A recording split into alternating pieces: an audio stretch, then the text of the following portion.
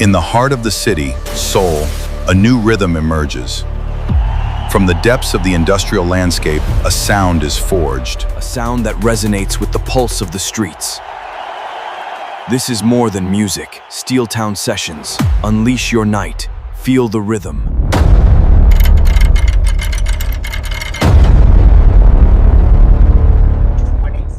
Our 420 weekend marathon.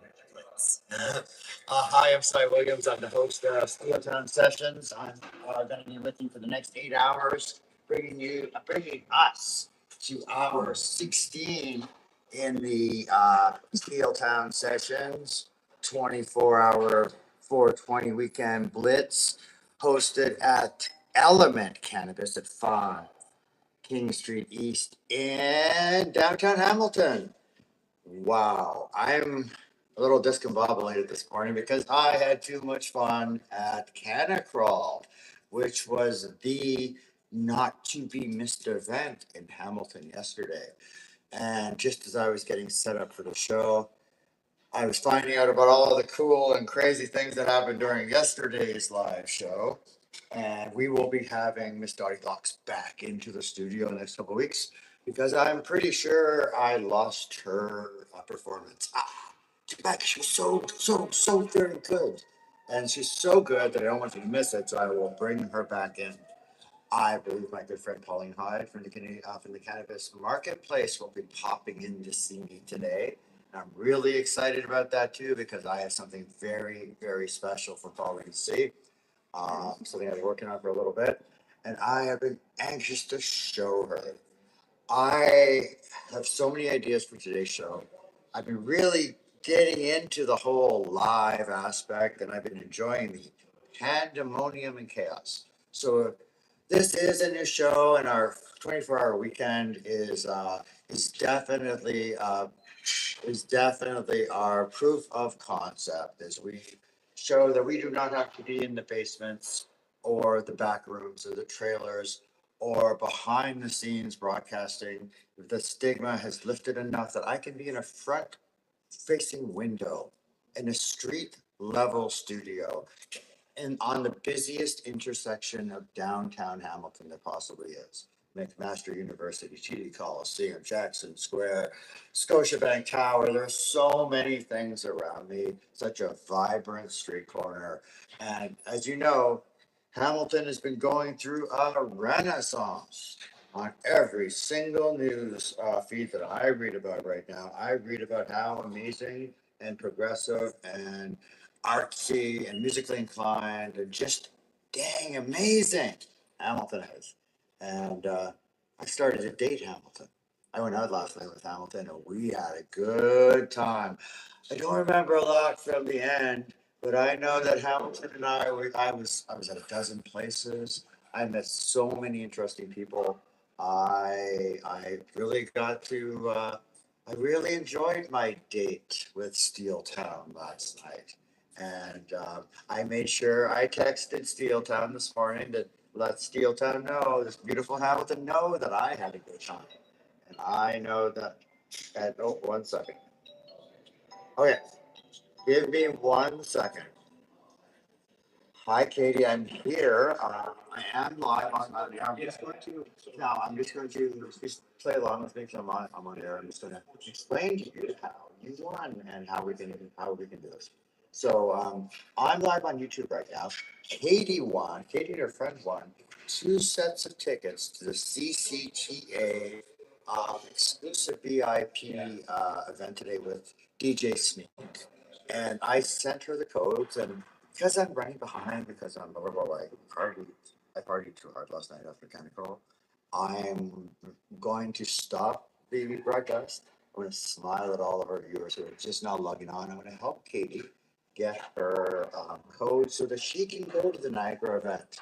Now, I bet you watching right now, you wish you got tickets. You should have paid attention yesterday because we gave away 5 sets of tickets to the CCTA exclusive VIP event in Niagara Falls at Old Stove. So, Katie, hold on. I'm just going to look at my phone and see if I can figure this out for you really quick. I'm gonna put you on speakerphone so that my audience doesn't think I'm crazy. Hold on, there you go. So Katie, did you go to Canacrawl yesterday? I did. It was wonderful. What was your favorite part of Canacrawl? I think my favorite part of Santa Carl was seeing all the people, seeing how it's grown and developed, and how much work was put in. I know the High Society Club and I love Rena and the High Society Supper Club. Funny you say that. She just popped in with two people in from the States. They're gonna be coming, they went to smoke a joint around the corner. They're gonna be coming back in for a couple interviews in just a few minutes. What a well-run event. That, in my opinion, that was a cannot miss cannabis event kicking off the entire weekend. it was wonderful to see the response of everyone that was there. I like to see, a lot of legacy friends and so on. And so it was really, really great. I liked the fact that they had a lot of speakers and a lot of Oh, information. I like that too. I particularly like Nick Caraboni and his Gator, Project Gator documentary that he's working with, or working on. Yeah, we're talking about, yeah. Yes, Project Claudia, I mean, yeah. Yeah, we'll be looking forward to getting involved with that. That's a new story that we Oh, told. absolutely. And Dana did Reefer Madness, the musical, and he did some great things. High Canada Magazine has really supported him over the last decade. He is definitely a force to be reckoned with. You see his team, he had a big team too. They're pretty competent. Yeah, and I'm really happy for them, and I'm happy to be part of bringing that film to life. The Toronto Arts Council has already supported and given them some funding, so Oh, yeah. it's really great to come together and get this project launched. Katie, if you don't mind me asking, do you work in the cannabis sector? Are you involved? What do you do? I just currently released a product line into the Canadian market called High Lever. It's available through the OCS now, and you followed my journey for several years. Oh, geez, Katie, you should come on the show and talk about your brand. I would love to do that with you. Solomon's product, and it's an intimacy oil. It helps, cannabis delivered in a whole different way. Let's just put it like that. Oh, I love that. I'm familiar with the cannabis products like that.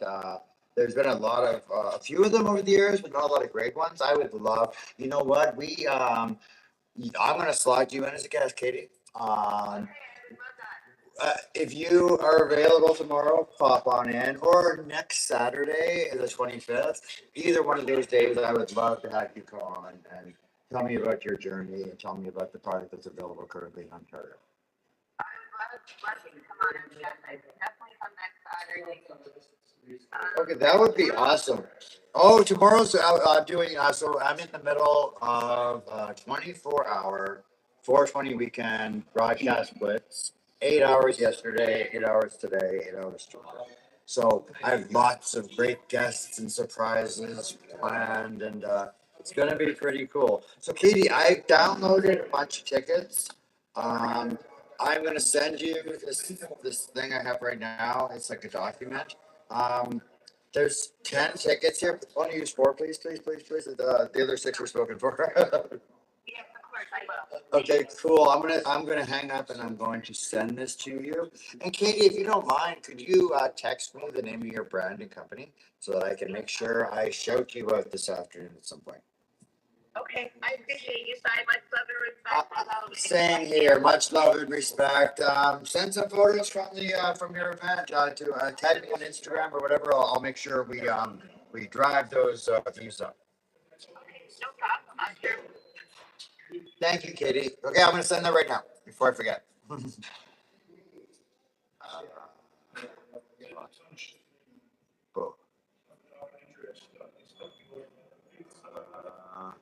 No. Cancel.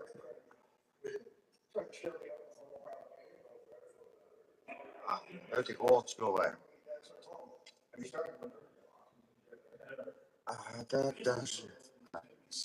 One, two.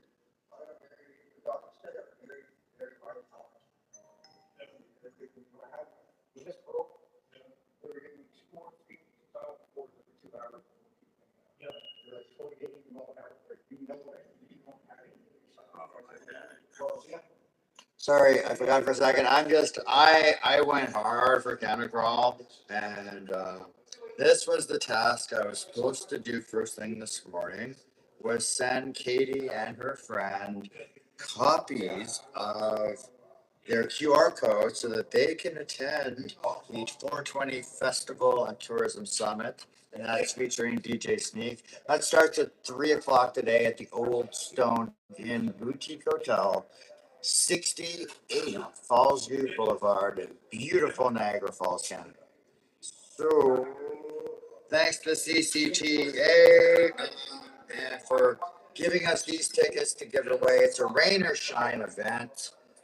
It starts at 3, ends at 10. There's a dedicated consumption area. There will be vendors, comedians, tarot, 420 food, some non-infused food, education, experiences, and community. Bet it's going to be fun. Bet there's going to be some play there. Bet there's going to be some laughter and joy and some humor. It's going to be fun. So the DJ sets are Mystique goes on at 3 till 5. Manolo goes on from 5 till 7. And the headliner, the Chicago sensation, DJ Sneak, he goes on at 7, plays till 10. Go dance your faces off, dance till you drop for butt tenders and for samples. If you have your cancel, come get your samples. They're ready. They put a lot of love into this event, and they can't wait to really celebrate 419, 420 with you. Okay, Katie, I'm going to send that right now. 1 second. Okay. Katie. You know what? I'm glad you won, Katie. Things always happen for some reason. And I think the reason is so that you can come on my show and talk about your brand. Done, Katie, done. Okay. I'm going to just pay no attention to the side behind the screens as I add our next few feeds, and we really kick into episode 7 of Steel Town Sessions. I'm your host, Spy Williams. This is the cannabis tourism destination known as Element. I'm going to have 2 guests on in a moment, and I'll tell you what, we'll be right back. Let's move, we got more stops. This one's heavy. Almost there, push it up. Welcome to Element Cannabis Superstore, 5 King Street East. Enjoy our daily power hour, 20% off everything. Proudly hosting the Deep Culture Steel Sessions live show. Join our live recording and podcast. 20% off everything from 9 King Sing the Deep Culture Steel Town Daily. 420 weekend marathon, 8 hours yesterday, 8 hours today, and 8 hours on April 20th. The cannabis holiday to end all cannabis holidays. You're so patient with me. Doing a live show can come with its own little fun hiccups. We are joined by another person who is a Canada Crawl that we're going to pop by with, who is Dr. Hicks. And Dr. Hicks is in the medical sector in New York. And we are going to welcome her. We're going to talk to her about what she's got going on, because I am fascinated with what's happening in the U.S. I'm very interested in the medical side of things, and I have been here in Canada my entire career. The Canadian cannabis market started in medical, and then we fought so hard for legalization and access. And when we legalized, the federal government didn't believe us. Thought we were all making it up to gain access to cannabis. And imagine to their surprise, years later at a Cannabis Council of Canada in Ottawa, they realized that, holy shit, it's an 18 plus, right? Turns out these medical folk didn't go away, and they still need access. which launched, they had to realize that and take accountability, which was very little accountability, and then relaunched a more robust medical program. Um, we have EU GMP certification here, so we can export to Europe and other countries. And we have the medical program and then the standard LP or microculture. And there's different levels of application, different costs involved. But now we're seeing all these amazing legacy growers growing for medical and veterans and first responders here. They have insurance that covers a lot of their cannabis needs. And we've come a long way. We've come further with medical than we have with pardons, that's for sure. So tell me about your practice. People hear me talk all the time. No, I mean, it's super exciting. So, like, first off, we talk about how, like, it is with education, and even about, like, possibly insurance covering it. We actually have something that was just passed recently. New York has been so supportive, actually, with medical cannabis. Our Office of Medical Cannabis Office has been so supportive of just educating providers. We recently just had it approved where they're not quite sure how exactly we're doing it, but for CBD to actually be covered by Medicare. So, it's really exciting about this maybe happening where there might be actually. Why do you think they're so open when it comes to? I mean, I think. I'm suspicious, right? Wow, that seems pretty easy. Yeah. I mean, I think that it's starting to become more open with people understanding that there is a lot of medical evidence with it. There's a lot of benefits with it. I mean, unfortunately, there's a lot of things that I prescribe that cause a lot more side effects than we get with cannabis. And then I think we're starting to open our eyes up and realizing that's just maybe in the right direction, the right way for more information. Okay, so I have a couple of good questions. My magazine ran 2 cannabis substitution programs in Langley and Surrey, British Columbia. Hard hit areas with the opioid crisis, the fentanyl crisis, very similar to downtown Detroit.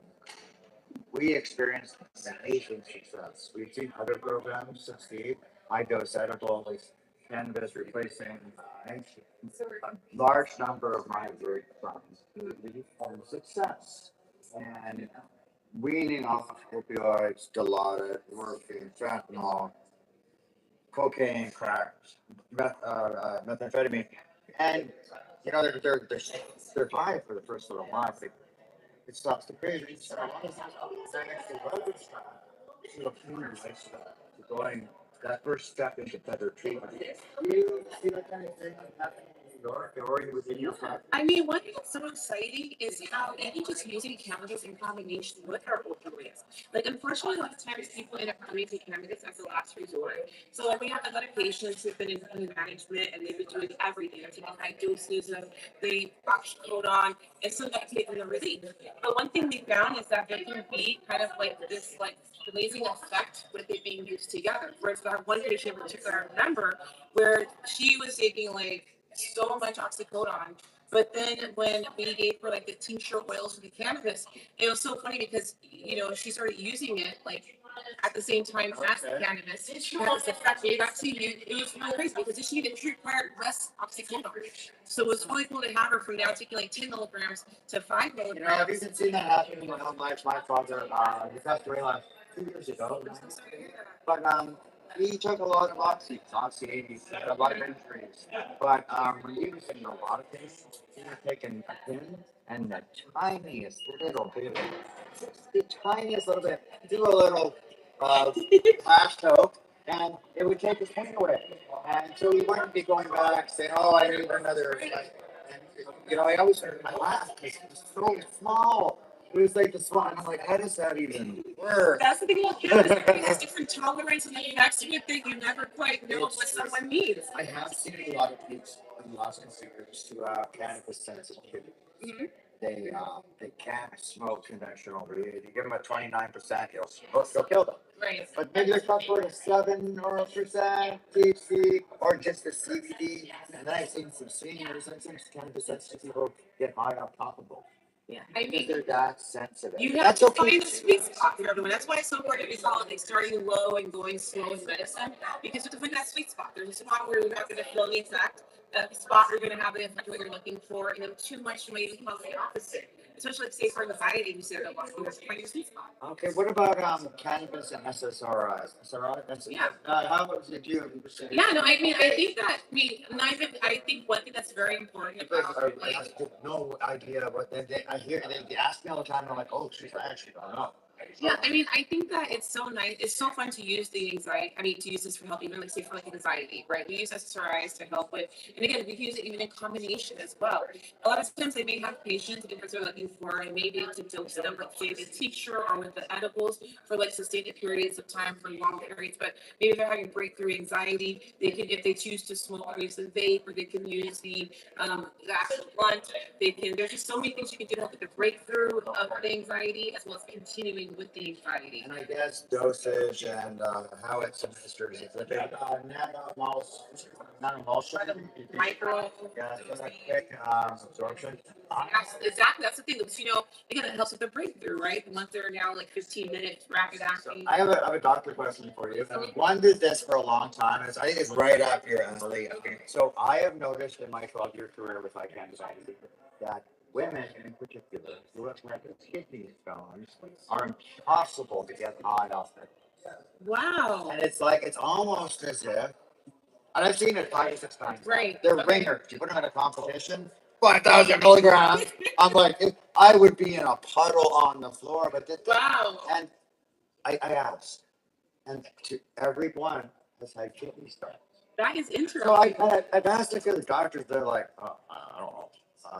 I haven't heard of that, but I took your doctor from. I mean, I'm going to join the crowd if I have not heard about that. I mean, that is definitely something to look into. Because I know from my own, rudimentary cannabis publisher, education, ethics are processed differently. Right. And the process. I mean, even just how you take it, right? I mean, if you take it with a fatty oil, that's going to influence how it's been decarboxylized too. Or if it's coconut oil, or there's so many factors. I know emulsion hit me hard. A friend of mine from Canada ran American Students. Okay. Back in 2016, she showed up at a party. She took this little eyedropper. She was letting people try natural emulsions for the first time. And for those of you at home who may not have heard of nano emulsion, it's this radical technology that allows for much better bioavailability. It absorbs better, it absorbs faster.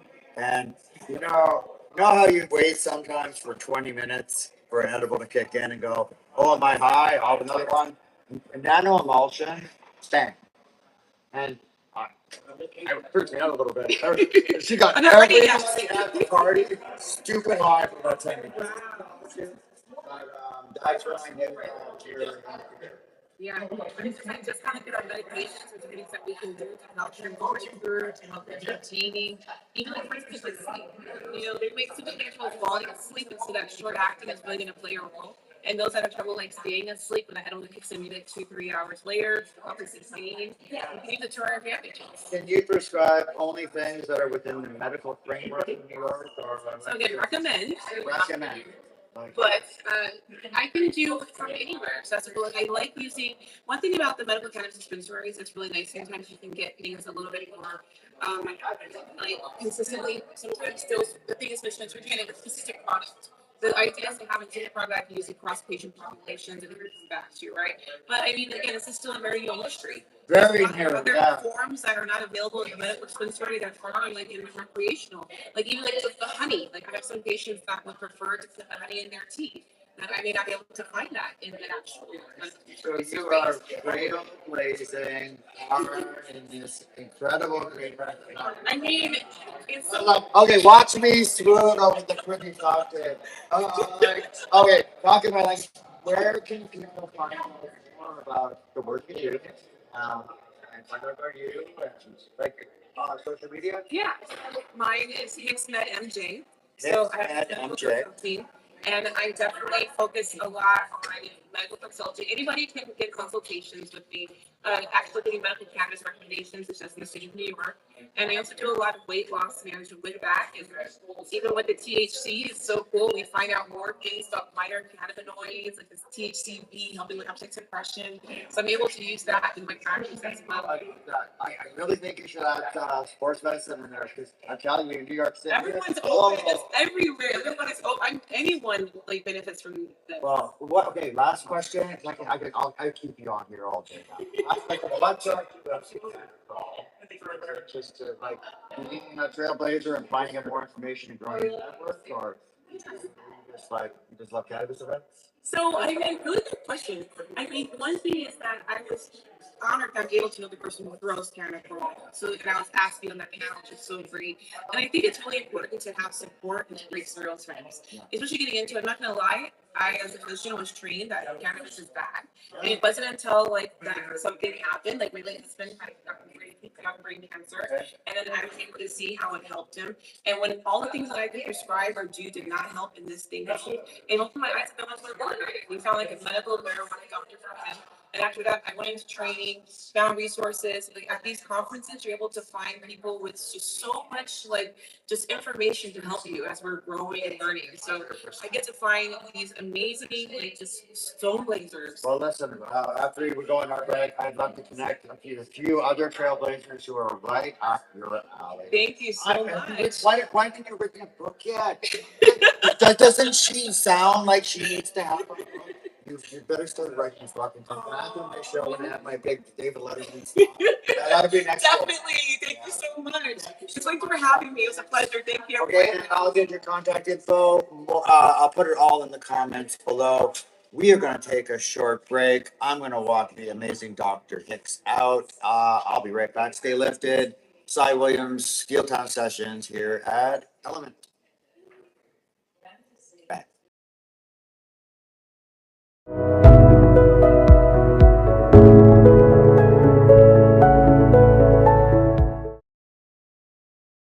High Media Inc. YouTube channel. We have had an exciting first couple hours here at Steeltown Sessions, 5 King Street East in beautiful downtown Hamilton. We were raving about the great time we had at Canada Crawl, and then the great time kind of extended, and we had 2 more guests in. Rena Rampersand from High Society Supper Club, one of the 2 main organizers of the Canada Crawl, the very, very successful Canada Crawl that happened here yesterday, April 18th, here in Hamilton. It was the must-attend kickoff for 2026.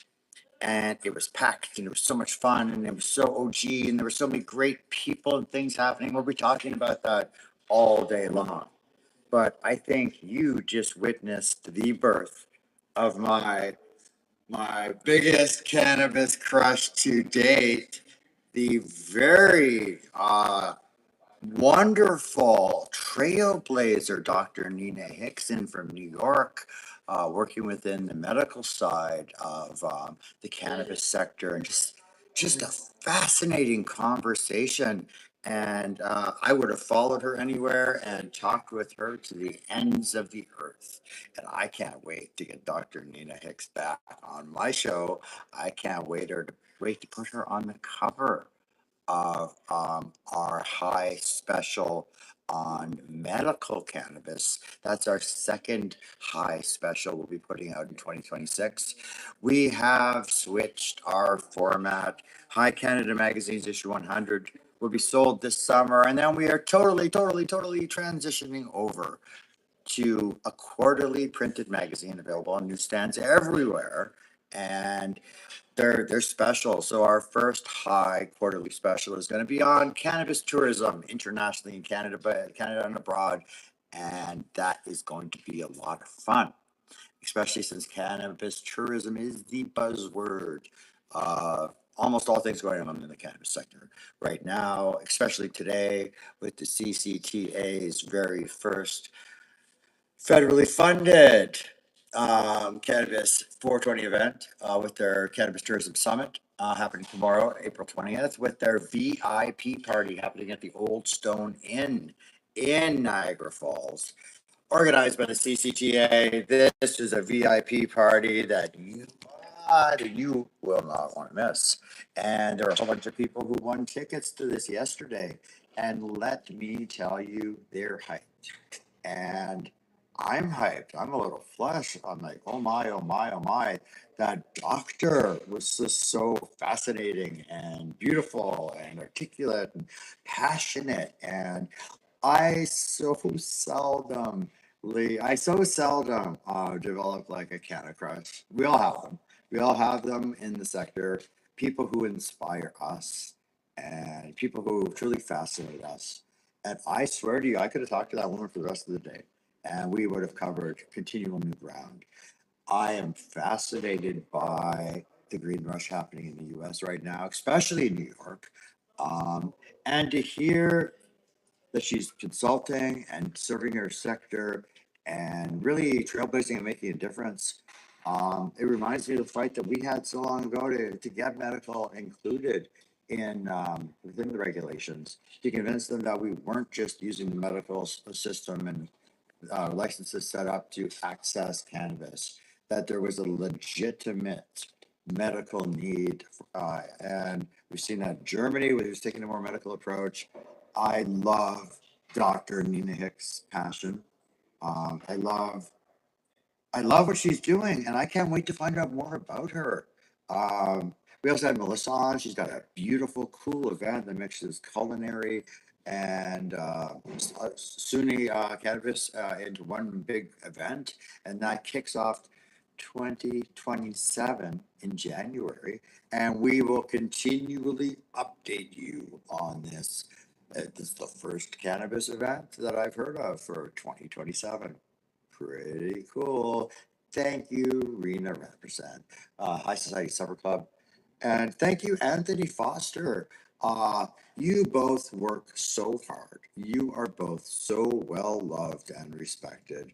And that event yesterday, you know what? Other events, you should be shamed if it didn't have the same vibe and attendance and just overall attitude and joyous sense of celebration that Canada Crawl had yesterday. I walked in there with my crew from High Media Inc., from Deep Culture Magazine, and from Steel Town Sessions, and we went in, and we were, for the most part, we have been in the cannabis sector for a number of years. Most of my group, with the exception of a few who are involved in culture, not so much cannabis. That's my executive producer, Katie Six. She's also my co-founder of the Deep Culture platform. For those of you who know me, you know that I am a lone wolf and that I have my own way of doing things. I do have a team and I rely on my team heavily, but I have always retained sole proprietorship of my media groups, and I'm a stubborn man. I am a fighter. I'm a stubborn man. Sometimes it takes me a while to see the thing that's in front of me. And having High Canada Magazine bottom out in such a way due to regulatory restrictions, and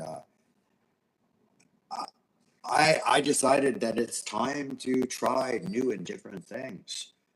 When I met fellow freedom fighter, fellow rabble rouser, fellow rebel leader, and absolutely the funniest person I have ever met with the most number of degrees. When I met her, we were like two minds colliding into an explosion of what we wanted to do and show, and the difference that we wanted to make as rebel leaders, as rabble rousers, as voices in the Canadian world, Canadian sector. And that's just not the cannabis sector, that's culture. And both Katie Six and I were offended by the exact same thing. These allegations that Canada is devoid of culture. Hell no, we said. Hell no, we agreed. And hell no, were we going to allow this to slide. So with that spark, we my first partner, business partner in my 25 years of working in media. And that says a lot. Now, Katie Six isn't like me. Katie Six is a writer. She is a voice. She works behind the scenes and with Machiavellian genius, wit, and words.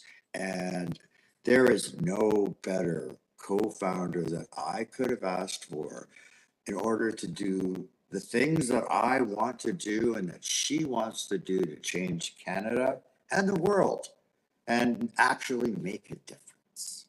I can't wait to launch Deep Culture Magazine. Steeltown Sessions, hosted here at Element, the cannabis superstore, the cannabis tourism destination, the superstore that is Element, that's located at 5 King Street East in Hamilton, right on the corner of James and King. We have a street level studio, the most beautiful loud chairs you have ever seen. We have a dynamic shop that we host out of. This is our 24-hour 420 weekend marathon blitz. And if I were public radio, I'd be asking you for money right now. But you notice we have no advertising yet. And you see that we are bootstrapping this. And we are trying to do something different. I'm tired of, and Katie Six is too, we're tired of conventional stories. No one can buy alternative counterculture press. We are not owned by any political party. We are not paid for by any union or group. We have no leashes except the ones we put on ourselves. We will explore culture in all shape and forms in Canada.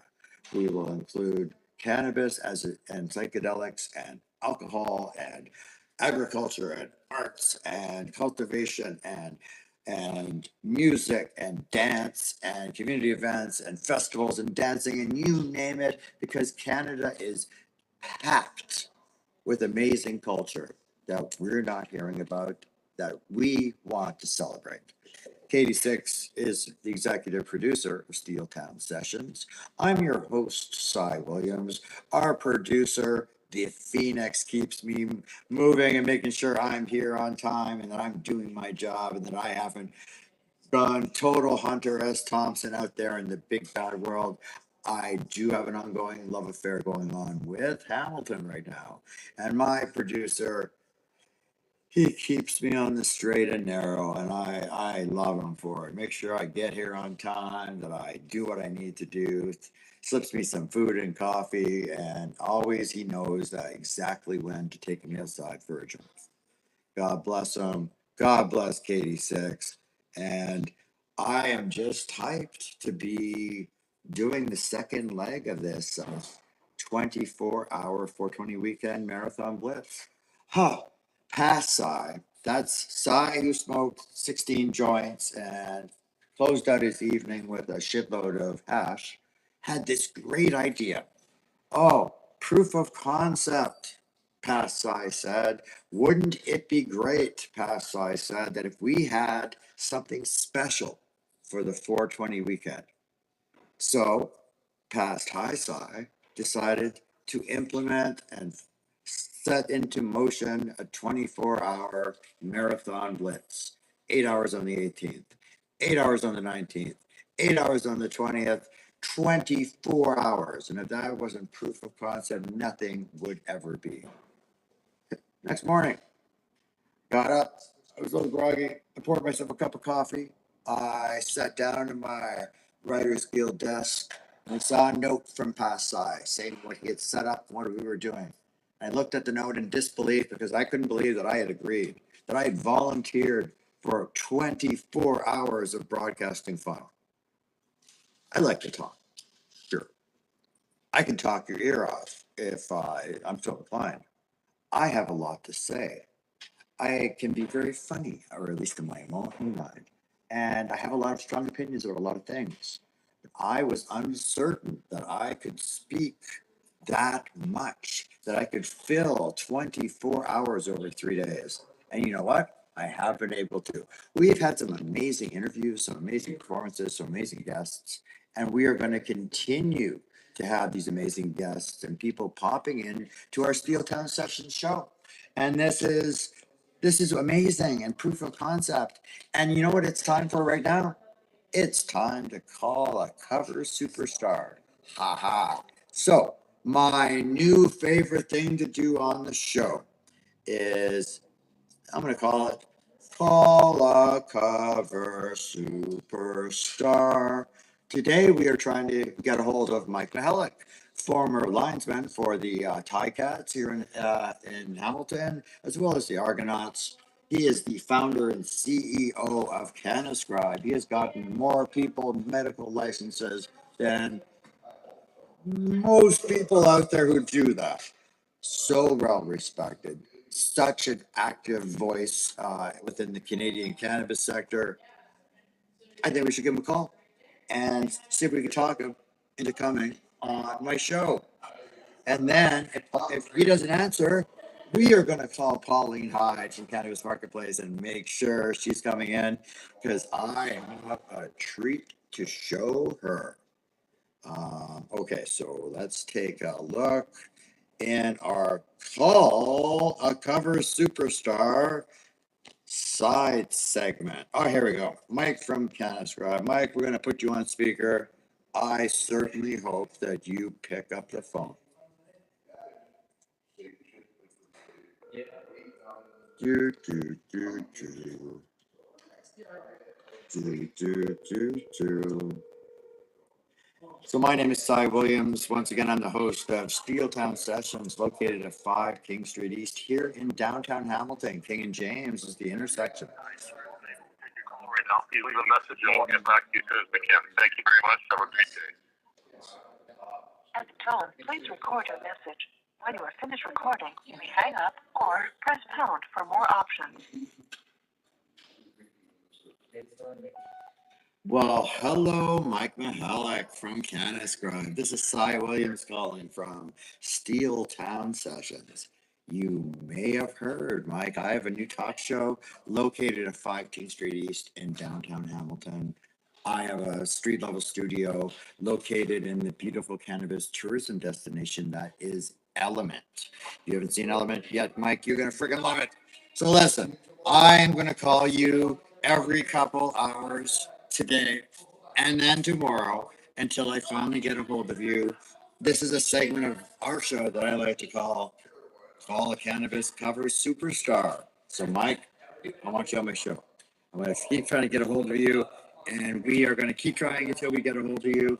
We want you to come down. I want you to talk with me about all things cannabis in Canada, the past, present, and future of cannabis in Canada. I think you and I would have an amazing discourse, an amazing discussion from very unique perspectives within the Canadian cannabis space. Plus, we have good banter. We have good banter, Mike. I want to see you. So either pop into the store, see me in the window, or call me back, Mike. I'm live. I'm doing a 24-hour 420 weekend celebration blitz. 8 hours yesterday, 8 hours today, 8 hours tomorrow. I will be broadcasting live at 5 King Street East in Hamilton until at least 8:30 tonight. And then Mike will coming back tomorrow, noon till 8. Hey, we're giving away a Puffco Pro. Approximate retail value is like $450, $480. It is beautiful. You should come down and put in a raffle ticket. Let me put you in one of my loud hot seats. Okay, Mike, call me back. Love to hear from you. Love to chat. I want to talk shop with my favorite Caniscriber. Okay, Mike Mihalik, call me back. Okay, so we're gonna keep trying Mike Mihalik for the next couple hours. We're gonna keep trying him until we get him. If you have worked with me in the past, if you worked on any projects, events, issues, magazines, you know that I am a persistent, persnickety, stubborn person. And I hate to give up on something. So once I've got my mind set on something, like having Mike Mihalik on my show. You know, I'm going to keep going until I get it. Speaking of that, there are some other people that I'm dying to get on the show. Stormy Daniels is coming to Hamilton with her comedy show in a couple of weeks, and I would love to have Stormy Daniels join me on the show. Oh, Stormy, we would promote you. We would applaud you. We will interview you, photo shoot you. Come and be interviewed. Also, you know what? Also, I'm fishing for interviews.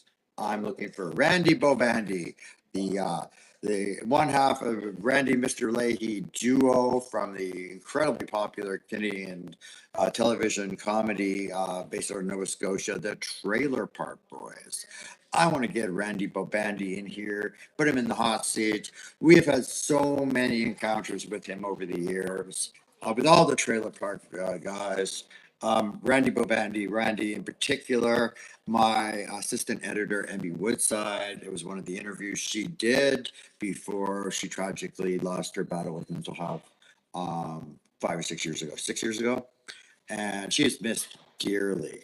And it would make my heart and soul happy to be able to see if you remember that interview, that encounter, and that for you to come on the show and talk. I've talked to other members of your cast, Jacob, and Mr. Leahy when he was still alive years ago. I really want to join the show. Also, anybody who's on the Letterkenny cast, you want to come talk with me, or the Shoresy cast, or any type of Canadian entertainment. Are you a member of the opera? Do you participate in community theater? Are you starring in a play or playing in a band that's doing a tour or a circuit? Are you actively involved in the culture that makes up Hamilton, or not just Hamilton, Ontario, Canada, or internationally? Our viewers are as far away as Egypt. By the way, hi, Rastafaro. Thank you for watching. We have so many people that always, over these last 7 episodes, that tune in from just, I look afterwards, I look at the map afterwards, and it shows you your stats, and Australia, New Zealand, Germany, Jamaica, all over Canada, all over the US. I love my job. I love being able to have a voice and have a platform to express the things that I want to express, be it the legalization of cannabis or the deregulation of cannabis. But what I really want to do is integrate the cannabis sector back into the rest of Canadian culture. And we do that through discussion and interviews and normalization. And there are a lot of groups out there really doing it right. Cannabis tourism is so hot right now. And people like the Canadian Cannabis Tourism Alliance, like Dr. Susan Dupre, like Reverend Kelly, like Thomas from our Aggressive Organics, Waleed, the good people who are on the board, who are like Jeremy Smith and others, who Karen, and they fight every week, every Monday. They are getting together to lobby and work with government, including the Ministry of Tourism, including the Governor General's office, including the Health Canada area. There are some great things happening in Ottawa right now. Ottawa is finally recognizing cannabis tourism as the powerhouse that we've always known it would be. Too bad for those of you who couldn't stick it out and couldn't make it, maybe were taxed out of existence, or character assassinated, or moved to another country, and you decided you didn't want to keep fighting here in Canada. But the Canadian cannabis tourism sector is vibrant. There are events going on in Ontario, Winnipeg, Calgary, Edmonton, Vancouver, and all of them, like what we are doing here at Element, the Cannabis Superstore in downtown Hamilton, are all cannabis tourism destinations. there used to be so many vapor lounges and shops that I would constitute a part of the Canadian cannabis tourism circuit. And I have fond memories of Vape by the Lake, Planet Paradise, the Hot Box Cafe, cafe that's still in existence in Toronto. I love visiting territories and sovereign cannabis communities like Pikwakanagan near Golden Lake, Oka, Tyndonega, Six Nations near here around the Grand River, vibrant, sovereign cannabis communities. The legacy side, and it's really just superb craft cannabis that the legacy side is really evolved into, and a lot of them are free spirits who fight the overall control of a regulated system. And I know a lot of people will say, "Well, Cy, but legacy is bad. Legacy is bad." A lot of these legacy manufacturers and cultivators do usually transition over to the legal market because their expertise is just that. It's expertise. These are places you can't get a lot of this expertise going to university or college. Sure, there are some educational programs out there that are truly amazing, running through Humber College, Niagara College, Seneca College, George Brown. But education is a super important thing, and we need to continue to focus on it. We have some other people that I am anxious to connect with on the show, and I think we are going to call another High Canada Magazine person. This time it's not called a cover. I have been communicating with just one of my favorite people within the Canadian cannabis space, and she and her husband are the Brangelina of our Canadian cannabis space. David Hyde and his wife Pauline Hyde, together they run Canada Navigators, Hyde and Associates. They have gotten licensing and helped out so many companies with the intricate, multifaceted steps of either licensing a craft cultivation,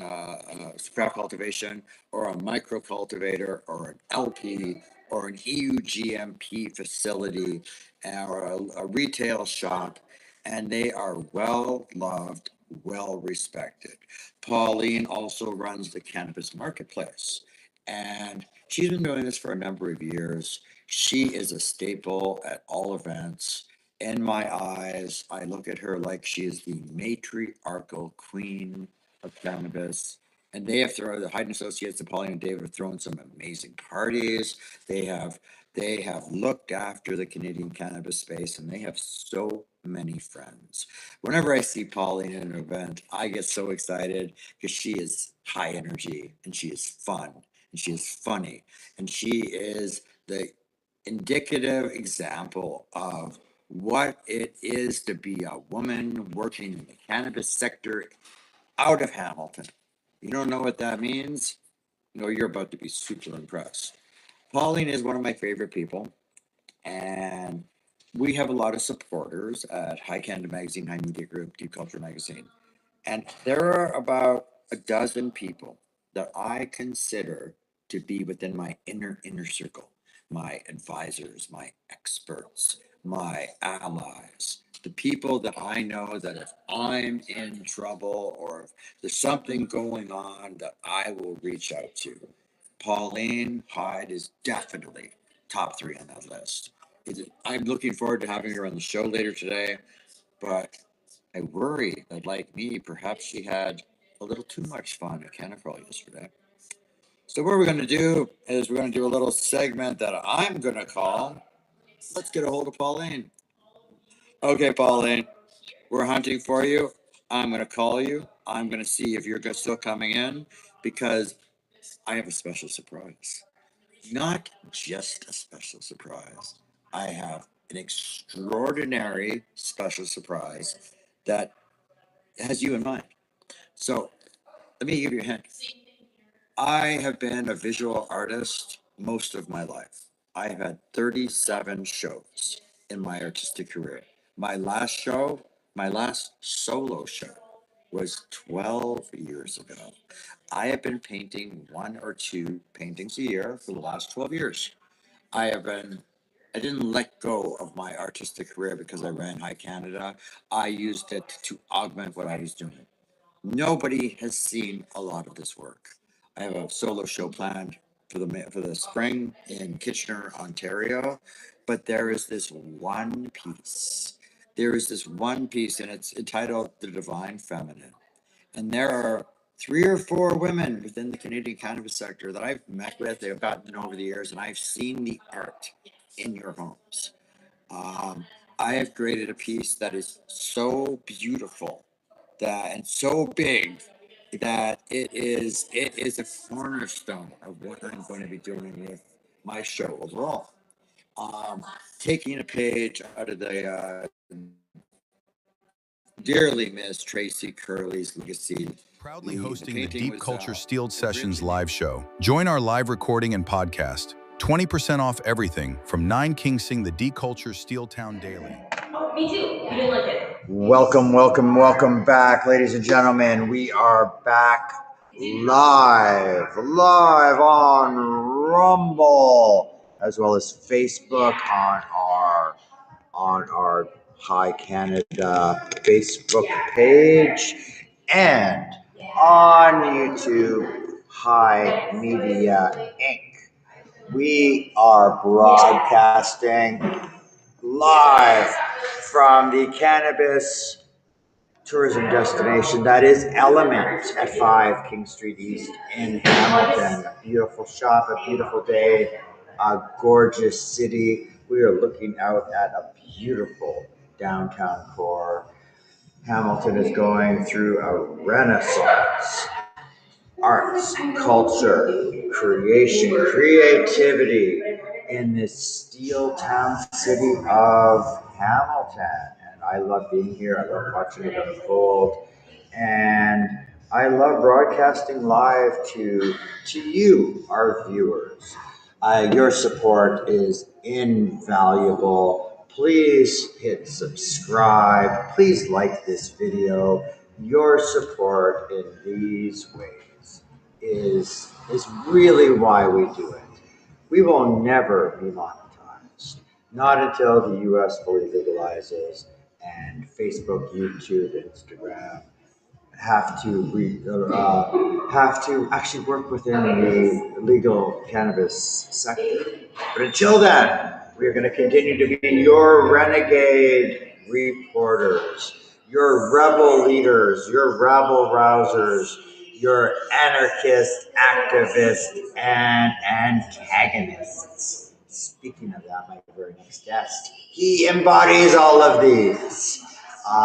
Dr. Nerdy is my mad scientist, the guy I bring in to talk the weird science, the cool things that are going on. He is our Merlin, if Merlin and Hunter S. Thompson did us and had a baby together.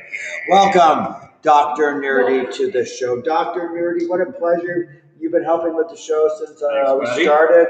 Finally convinced you to come on and talk with me about, a few things. So, Dr. Nerdy, thanks for coming. We are in the middle of a 24-hour marathon broadcasting blitz celebrating 420 weekend. We've been focusing on culture. And even Dr. Nerdy and I had a meeting yesterday. He's like, wow, you're doing a lot of weed stuff, man. Like you're going to focus on culture. And I was like, oh, you know what? It is 420 weekend. So tell you what, Dr. Nerdy, you come on my show tomorrow and let's inject, let's force some culture into the conversation. Okay, well, some of the things that go on here in Hamilton don't have to do with 420 or cannabis, that matter for that matter. We have a few rules to our discussion, because we get into some heated discussions about a few things. So, rule number 1, we are saving all discussions of space and anything space related for a future episode where we are going to bring in some experts to have a truly insane conversation about all things space and going on within the space culture of Canada and internationally. Dr. Nerdy has a lot of things to say about this. And I am not willing to open this can of worms just yet. But that being said, Dr. Nerdy is our mad scientist. He actively creates some amazing things. And when I don't understand the science, I go to Dr. Nerdy. So here's what I want to ask you about. Okay. The other day, my producer and I were driving on the Skyway. Yes. We hit suddenly this intense, crazy fog. Yes. So dense that we were worried. We couldn't see a fire. We couldn't see the water. We could barely see the car in front of us. It was so thick and dense. You know, it reminded me of that movie, that the mist or the fog, and there are monsters coming out, and people are getting eaten by the. And then I had a thought. I remembered this book I read as a kid called Connecticut Yankee and King Arthur's Court. Okay. And I've been seeing a lot of videos online about dimensional shifting. And I know you talk a little bit about dimension frequency. And is it possible that my producer and I drove through a gateway or like a portal and shifted over one or even two? Does that happen? Like real life happen, or is theoretically, mathematically, it can be proven to be true. However, no one can really. It's not something you can observe.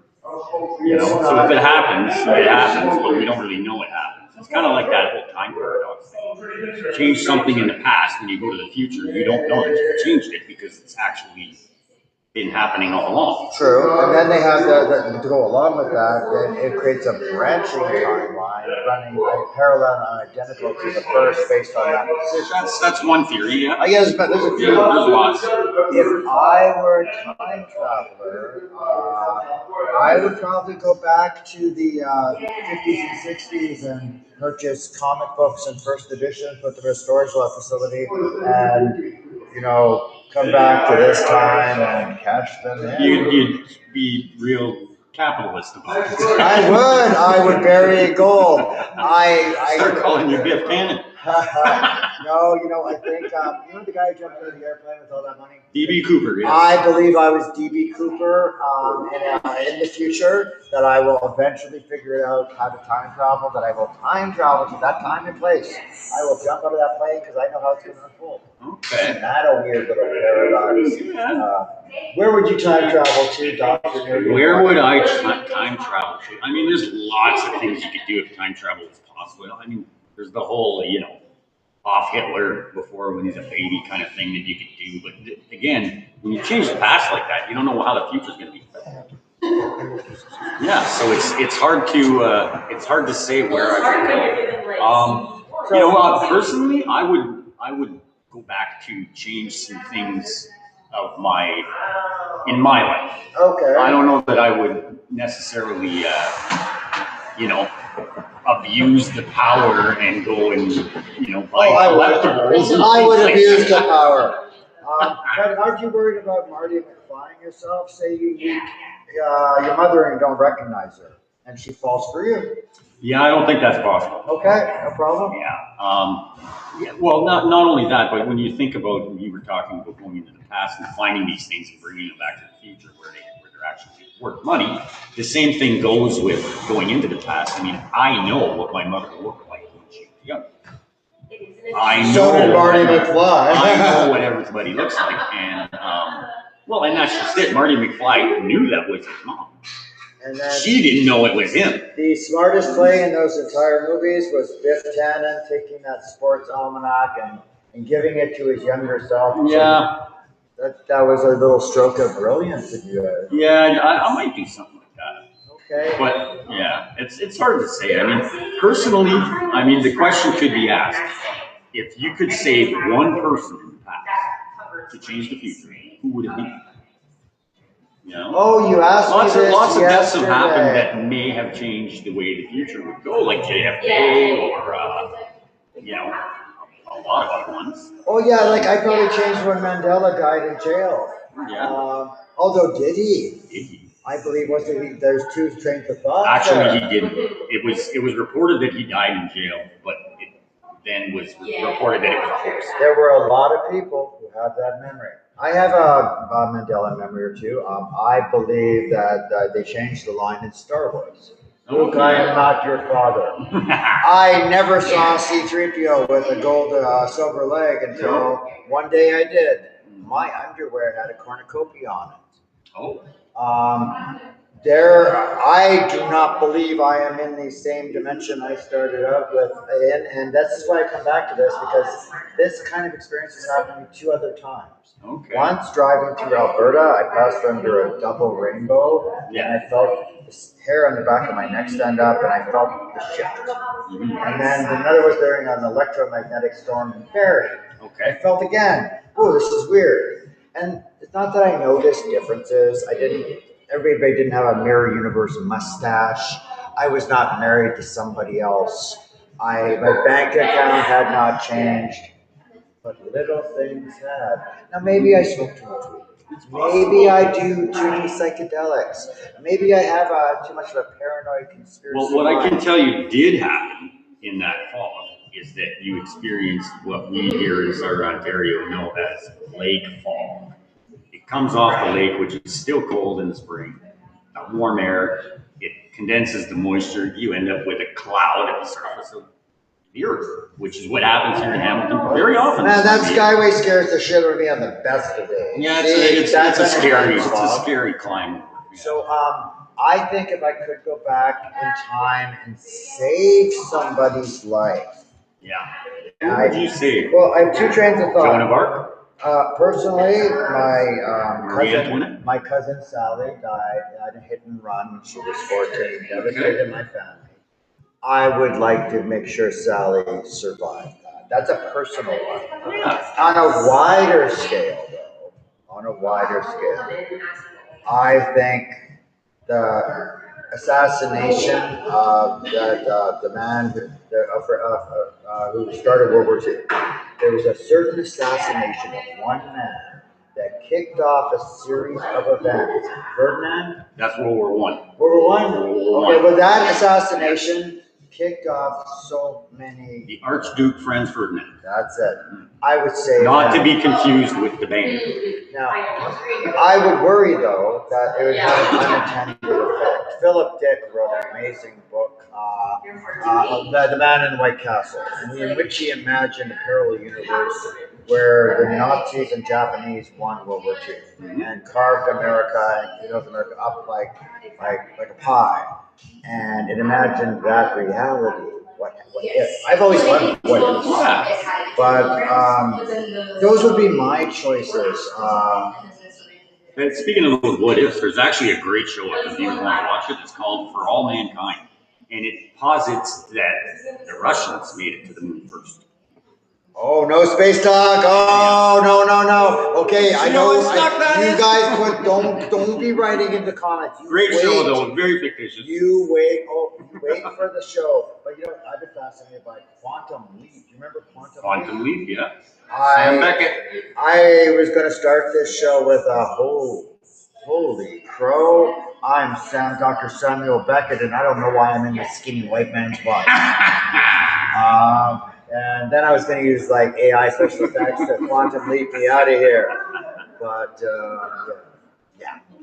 It's all well and good to talk about time travel and what we can change, but the truth is that there's things you can do in everyday life to change the world that's coming.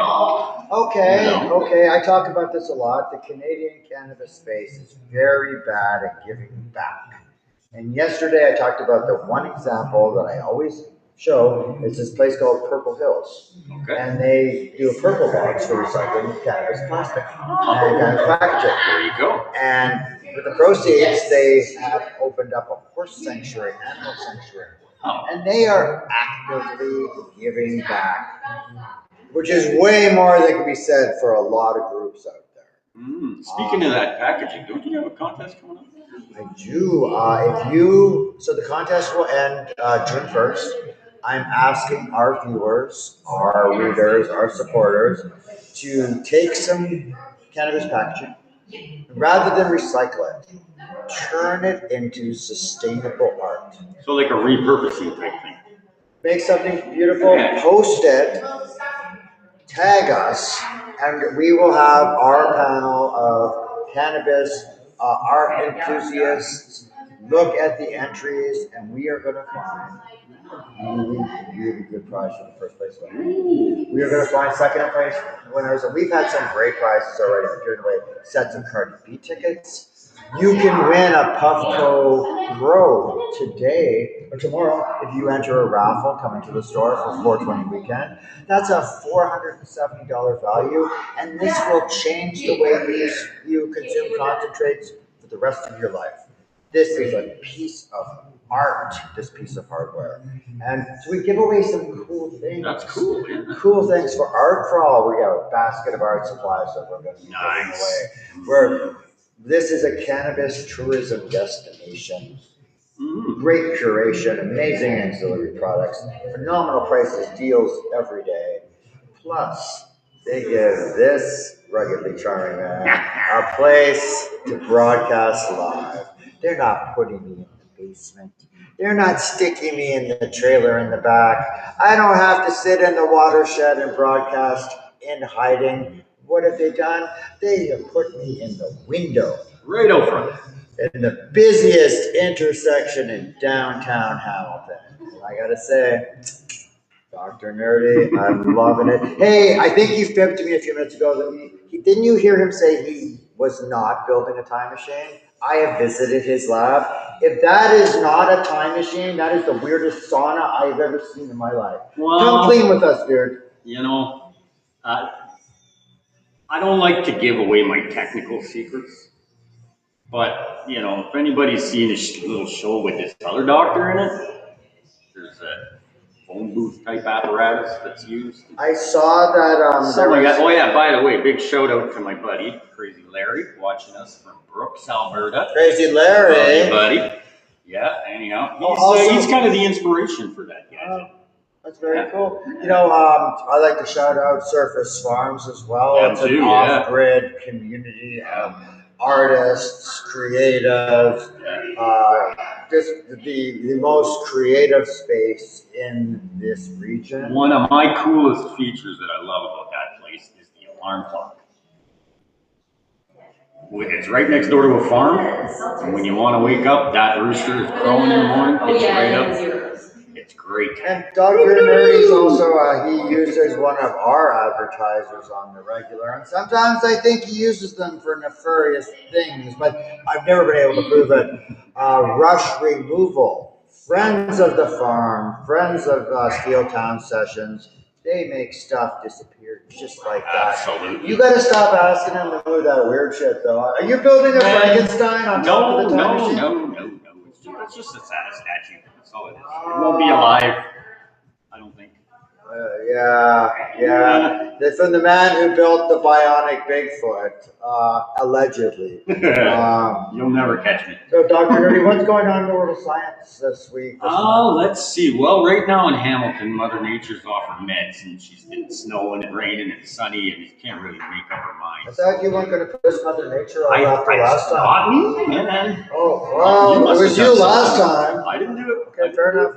The other thing I want to shout out is, you know, like, for anybody watching us from Northern Ontario, we're with you, man. But I know the whole place is underwater just about. Really? Oh, yeah. The flooding up there is unbelievable this year. They got nailed with like 10 feet of snow or something like that in the last month and a half. Wow. And now it's all melting at the same time. It's ridiculous. I saw pictures. Santa's Village is underwater. Really? You know, oh, yeah. Yeah. The Muskoka area and north is just everything is flooding. The lakes will be high. They're canoeing in the parking lot at the mall in North Bay. Wow. Yeah. So so my thoughts are with you. And don't worry, folks. It'll drain. It'll come our way sometime soon and end up in the lake. And well, if there's any consolation, we have not had the best winter down here in Southern Ontario either. No. It has been a weather shitstorm. Another theory I'd like to bounce off you before you take off.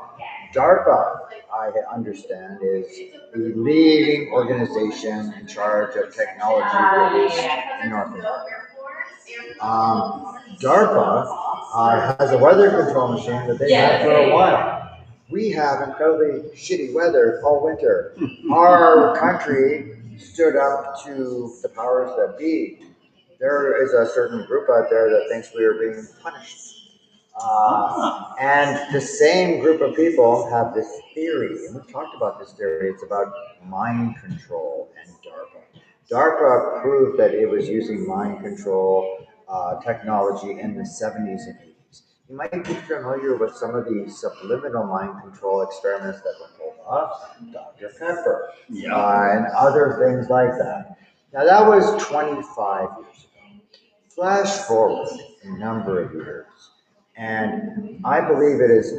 Now you can say like usually, Elsa, you're being paranoid crazy, and for as crazy as you can be, Doctor Nerdy, you do tend to be the voice of sanity. But I believe DARPA has been using mind control on North American citizens to make us do stuff. Why else would something like Honey Boo Boo be popular? Or like, why would anybody drink like orange tang, or eat KFC that's really genetically modified monster? Like, I think we're being controlled, Dr. Nerdy. I don't want to start wearing the tinfoil hat, but I'm getting a little nervous. One of the biggest ways that those types of organizations do exert control over the population is by not acknowledging any of what you just said. Pay attention to me. They let us think it, they let us talk about it, and they don't deny it, they don't confirm it. So it's really speculation. However, I don't know about mind control, but there's definitely ways that they, advertisers and things subliminally control things. Right here in Ontario, they're actually going to be deciding tomorrow whether or not companies can use AI to fix pricing based on our interests, based on our social media and stuff like that. The NDP in Manitoba banned it completely. And I think it's a good idea to do that here. However, I'm not the one making the vote. It's going to be the people in charge making that vote. And okay, tomorrow in Hamilton. Not just here in Hamilton, the whole province. Oh. Yeah. So should AI be allowed to manipulate your data and decisions and to decide how much you pay for something? So I am currently in the market for, this is just an example, so don't get all freaked out. I want to buy myself a Japanese robot. And I want that robot to be, do a whole bunch of things. Will AI see that I have been searching Japanese robots and then charge me through the nose because it has analyzed my expenditures, my money, and my interests, and says to itself, oh yeah, this person will spend $16,000 on his Japanese sex robot. Well, Cy, I hate to tell you, but AI's already been doing it for a long time. We just don't know about it. It's not something that they talk about. They call it surge pricing. They call it, high traffic pricing, stuff like that. However, what they're doing is they're looking to decide on how to regulate that, which is important if you ask me, especially in today's world where affordability is a big concern. Now, this leads me to two other follow-up questions. When are you going to finish my Japanese sex robot? And two, have you heard about the ChatGPT monetization where they are taking it away from a free model, charging $100 for the extreme model so that people who can't afford ChatGPT are stuck using this basic model where it's a pay-to-play where people who have wealth and have the money get the better AI. Have you heard about this? I mean, that's in every aspect of our consumer society. It is, but there's so many different types of AI models. It's the same thing, the rich man drives a beater car, the poor man drives a beater car, and the rich man drives a Now, I don't like ChatGPT. I like Gemini. My co-founder of Deep Culture likes Grok because it's not woke. I think ChatGPT tends to pander. And I know a whole bunch of people right now who are skipping therapy and they are going to AI to heal their minds and to work, they get their therapy. But again, remember, these are machines, not Japanese sex robots designed to help heal your mental state. They are machines studying data. And you should really not put your mental health into the hands of a machine that may not have your best interest at heart. Is my thought. But you got a whole army of robots usually, and you should see the rolling, the one who does the rolls joints. I want this robot off him so bad, he will never fucking give it to me either. But do you think like this is possible? I think that we're in as far as AI goes, we're in like the nascent age of it. It's been around for a long time. However, right now, the general public is getting their opportunity to give it use. And as that evolves, so will AI and the way it's used. So, maybe using ChatGPT to be your therapist right now might not be a good idea, but in the future, there may be an option available for that. However, it's really dependent on what we as a society rely on the AI for. Is it a good idea to have AI therapists doing your mental health screening? Maybe not. Maybe it is. Who knows? Like everything else that we've ever done as a society, it's going to get tried and it's going to get tested, and we're going to have to decide from there. One last Dr. Nerdy opinion, one more thing that this falls into it perfectly. In the bombing of the Middle East recently, they used something called precision bombing and fast decision making, which is basically AI deciding on targets, and drones and robot dogs. And I saw China recently had all these robots that could perform complex acrobatics and kung fu. Where are ours? Are we losing the robotic AI war? Are we so technologically retarded that we are nowhere near to competing? Because there's no way I'm going to be able. I'm not Magnus Robot Fighter. I can't fight robots with my bare hands. Those dogs scare the crap out of me. And have you ever seen footage of a swarm of drones? That shit's scary. Not a lot of people know this side, but Canada is actually we've had companies in this country that are leaders in all technologies when it comes to AI or military technologies. Just outside of Hamilton, there is a company operating, I won't name them. You're going to talk about jets? But they have been producing computerized AI assisted targeting and imaging technology for almost every military on the planet. And that's been going on for over 15 years. 15 years, folks, right here in this area. Yeah. Aerospace is huge here in this area. Not a lot of people know that. Next time I have you on, I would like to ask you more about space in general, but I'm very interested to hear your opinion on what happened with the Avro Arrow. But don't answer now. Readers, viewers, listeners, why don't you put some questions for Dr. Nerdy in the comment below? I will make sure he gets them. Should we have Dr. Nerdy back as a reoccurring character on Steeltown Sessions? Bring in his very particular, very peculiar, very robot interested time machine making. Yeah, make me some more of that push-up. Yeah. My favorite mad scientist, Dr. Nerdy. You can find him here visiting us frequently. Steeltown Sessions. I'm Cy Williams. I'm your host. Dr. Nerdy, thanks for coming in. No problem. Thanks for having me, Cy. Did you bring the portal gun? I did. I'm just going to...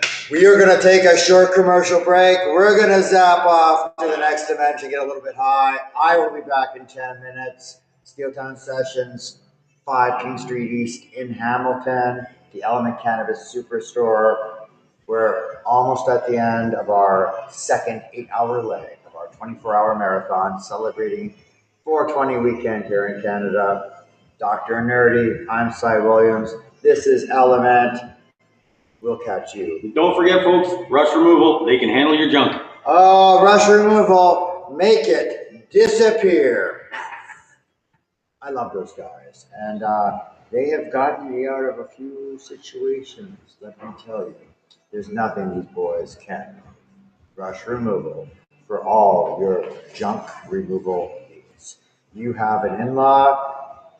He's a junk collector. Rush removal will make it disappear. You have a yard filled to the brim with your ex-husband's boats and crap and cars. Call Rush Removal. They'll make it disappear. Weird Uncle Ed died in the trailer, and now you have a trailer full of that smells like dead Uncle Ed. brush removal. They'll take care of that. Remember, this episode 7 of Steel Town Sessions is brought to you by brush removal. Watch guys. Let's move, we got more stops. This one's heavy. Almost there, push it up. Welcome to Element Cannabis Superstore, 5 King Street East. Enjoy our daily power hour, 20% off everything. Proudly hosting the Deep Culture Steel Town Sessions live.